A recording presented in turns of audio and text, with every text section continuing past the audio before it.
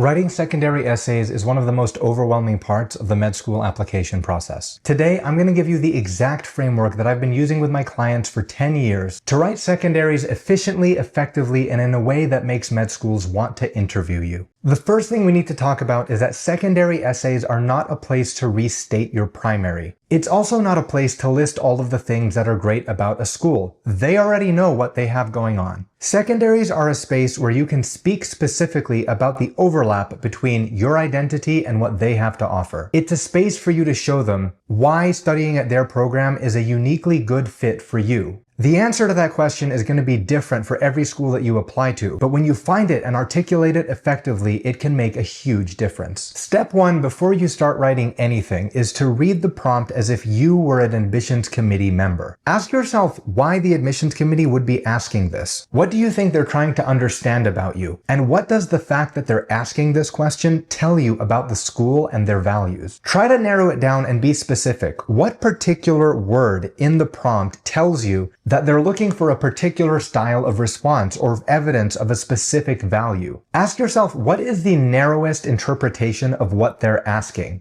And when it's broad, realize that you're going to have to do some of the legwork of determining the most effective way to address the prompt in a way that's meaningful to this particular program. The big mistake is skipping this step and writing the essay that you want to write instead of the essay that's being asked for. That mismatch is invisible to most applicants, but it is glaring to admissions committee experts. Now that you know what the prompt is actually about, let's get into how to answer it. Starting with paragraph 1. Within the first 2 lines of any prompt response, the reader should understand that you are actually addressing the prompt and how you're going to address it with the rest of the essay. An effective first paragraph puts a sense of relevance on the rest of the work. The reader learns here why they should care about what you're about to talk about, and it lets them fit together the structure without having to guess why you're bringing up whatever else you're bringing up. Once paragraph 1 is done, it's time to talk about the rest of the essay. Depending on the character count, there might be a lot more to it or not much more. The theory here is that you want to make sure each paragraph delivers on the promises that the first paragraph set up. So if you're talking about specific values that are going to help you address the prompt, maybe it's 1 value per paragraph here. Each paragraph should tie it back to the actual prompt being answered. And each paragraph should have 1 single clear takeaway. Trying to do too much often winds up being worse than doing too little. When it comes to the conclusion, if it's a short secondary, the conclusion might be only 1 or 2 sentences. But whether it's 1 or 2 sentences or a whole paragraph, you want to make sure that the conclusion serves a synthetic function, meaning it brings together everything that came before it without introducing any new ideas or characters. You're trying to bring it to a close, not leave it hanging. Throughout the essay, try to stick to the MECC framework, MECC. It stands for main idea, evidence, claims, and conclusion. That way, every single paragraph tells them what it's about right up front. You bring in only as much evidence as you need in a summary way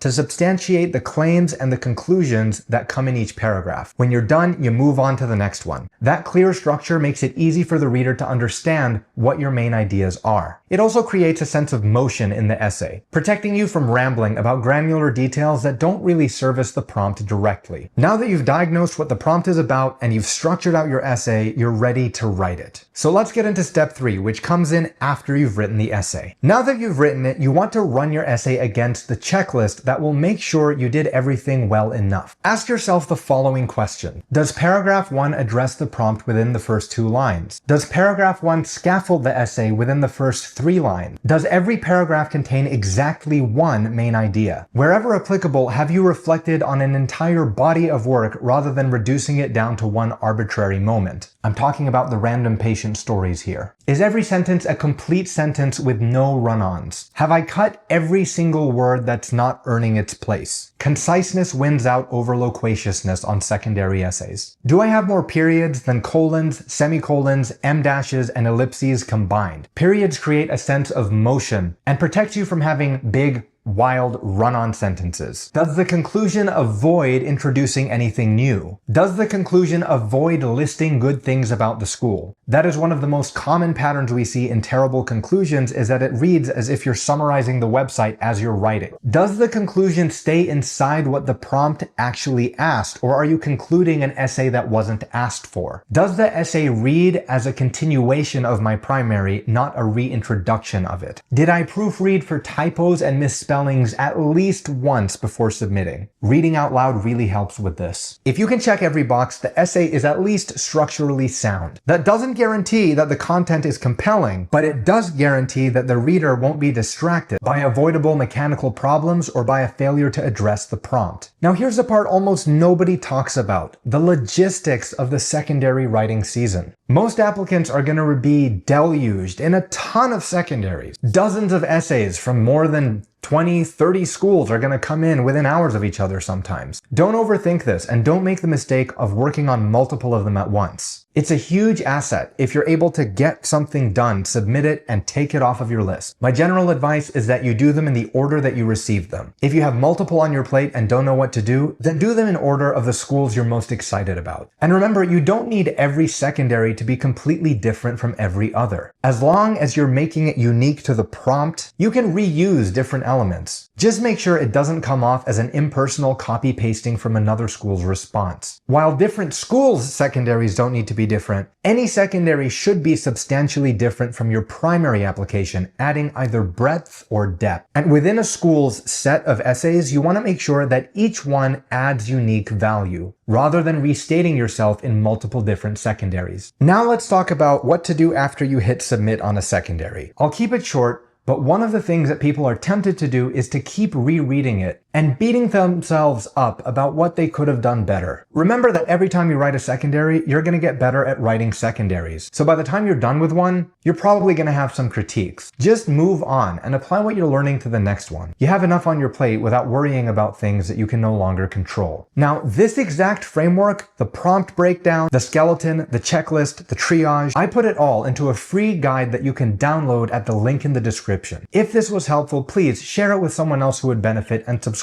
for more. I'm here to help every step of the way. You've got this.